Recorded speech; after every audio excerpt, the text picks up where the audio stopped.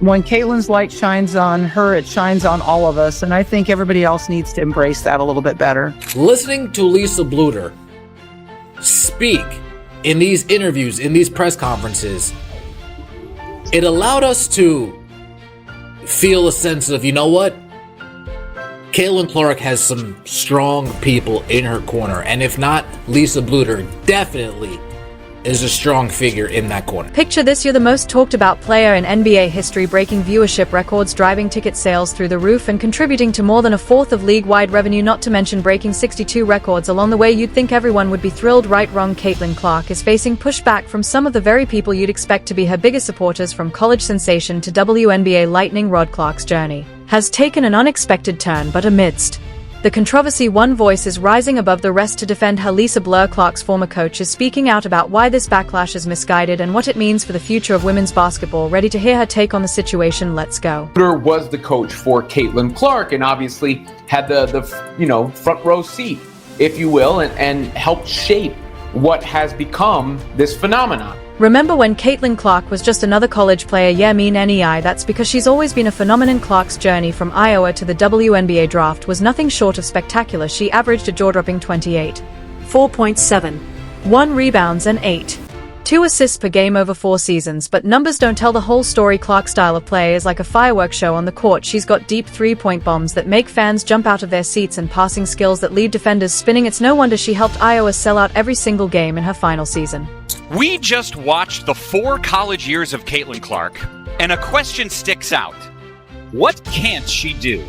We are watching one of the greatest basketball players of all time. Now you might think the transition to the WNBA would be tough, but Clark, she just kept on soaring. She's been lighting up scoreboards, packing arenas, and turning heads left and right. And get this, she's not just winning on the court. Clark's bringing in new fans who've never watched women's basketball before. My expectation is to be one of the best players in the world one day. I wouldn't expect anything less than that. But here's where it gets really wild. Clark didn't just meet expectations in her rookie season, she shattered them. She led the Fever to their first playoff appearance in almost a decade, drew record crowds, and consistently delivered performances that had people talking for days. History for the Fever rookie! At this point, continue to be myself, and I think a lot of good will come from that. All this brilliance didn't go unnoticed. Clark was named WNBA Rookie of the Year, All WNBA First Team, and if that wasn't enough, Time magazine crowned her Athlete of the Year. It seemed like the whole world was falling in love with Caitlin Clark. But hold on, because this fairy tale has a twist. Not everyone's thrilled about Clark's meteoric rise. In fact, some folks are downright upset about it, and that's where our story takes an unexpected turn. You'd think being named Time's Athlete of the Year would be cause for celebration for Caitlin Clark. It sparked a firestorm. The controversy that followed raises an uncomfortable question in the world of women's basketball. Can anyone truly win? Just when Clark thought she'd reached the pinnacle of her sport, a storm started brewing. Washington Mystics owner Sheila Johnson didn't mince words when she expressed her reservations about Clark's time. Owner Johnson pointed out that the WNBA's success didn't happen overnight. She said it has taken the WNBA almost 28 years to get to the point where we are now. Johnson stressed that this year's popularity boost wasn't just about one player, it was the entire draft clash that made waves. Well, Washington Mystics owner Sheila Johnson tells CNN it's race. Johnson suggests putting the whole league on the Time cover could have prevented hard feelings, but Johnson didn't stop there. She shined a spotlight on a deeper issue: recognition for players of color. I feel really bad, Johnson admitted, because I've seen so many players of color who are equally as talented and they never got the recognition that they should have. Hard feelings. Clark elevated a 28-year-old league to relevance it had never approached. You would think that would be appreciated, especially by an owner who had nearly a third of her team's home attendance come from 2 Fever games. This backlash opened up a can of worms in women's basketball. It's not just about one award, it's about who gets seen, who gets celebrated, and who gets left behind. The debate had people asking, does focusing on one rising star take away from the collective achievements of the league? So how did Clark handle all this heat with grace and self-awareness that caught many by surprise? And I just want to know how you feel, or how you respond to some of those criticisms when you have to deal with something that it's really not your problem. Like, I feel like it's them looking in a mirror a little bit, but it still comes down on your shoulders. I feel like I always have had really good perspective on everything that's kind of happened in life, whether that's been good, whether that's been bad. And then obviously coming into the WNBA, like I've said, I feel like I've earned every single thing that's happened to me over the course of my career. Clark's response showed maturity beyond her years, but even as she navigated this minefield, you've got to wonder, why is a rookie having to shoulder this burden alone? Where are the other voices in women's basketball during all this? And this is when one of Clark's biggest supporters, Lisa Bluder, enters the fray. If you've made it this far and are enjoying the video, don't forget to like, subscribe, and turn on all notifications. We know watching this video takes some of your time, and we appreciate you. Now back to the action. We got to start with one of your other, I guess maybe you know, previous daughters, top athletes from Iowa. Of course I'm talking about Caitlin Clark. Wow is all I can say. I mean, I can't imagine what the last 12 months have been like for her, but if it seems like she handles every single piece of adversity throwing her way with poise in class, so in your opinion, how do you feel like she's handled it all, and have you had a chance to speak with her much? Just when it seemed Caitlin Clark was standing alone against a wave of criticism, a familiar voice cut through the noise. What Lisa Blur said next left the basketball world stunned. Lisa Blur isn't just any coach, she's the woman who guided Caitlin Clark through her college career at Iowa, witnessing firsthand the making of a superstar.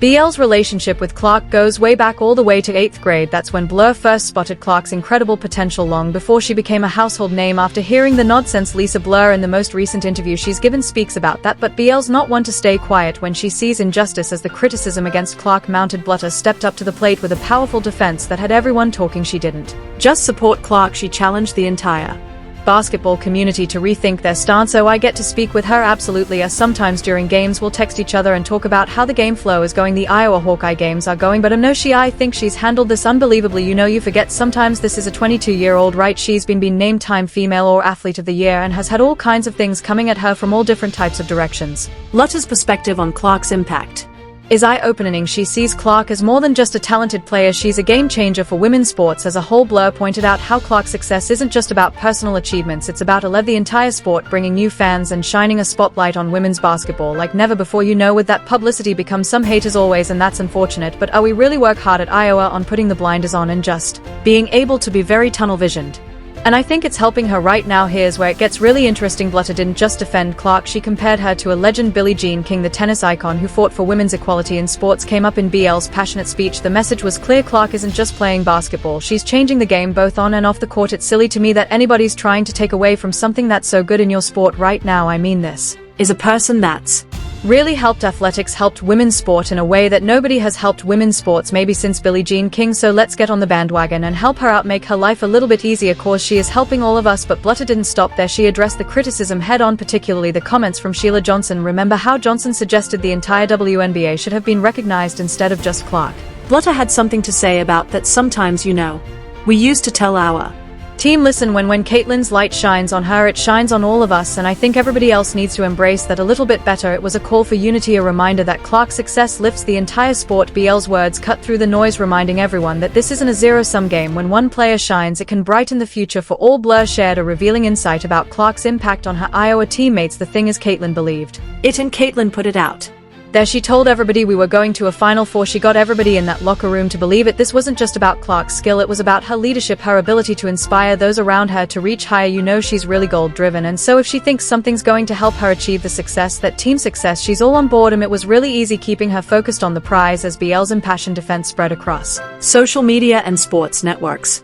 You could feel the tide turning. People started to see Clark's success in a new light. It wasn't just about one player anymore, it was about the potential for growth in women's basketball as a whole. BL's most powerful statement came near the end of her defense. When Caitlin's light shines, it shines on all of us, she said. These words resonated far beyond the basketball court. They reminded everyone that success in women's sports isn't a limited resource. One player's triumph can open doors for countless others, and I think her family, her parents, are really good. They kept her grounded, and so it really wasn't that hard of a challenge for us. So we all knew we wanted to do, and we tried to eliminate a lot of those outside distractions and our focus on what we were doing, and that was trying to get another try to get back to the Final Four and win a national championship. The impact of Blutter's support was immediate and far-reaching. Her words gave voice to many who had been silent, sparking conversations about the future of women's basketball and the importance of supporting rising stars. It wasn't just about defending Clark anymore, it was about shaping the narrative of women's sports for years to come. If this is what Lisa Blutter told Caitlin Clark, if some sentiment similar to this calming the situation, I mean, Lisa BL is a class act, continues to show she's a class act, and continues to earn the respect of so many people. But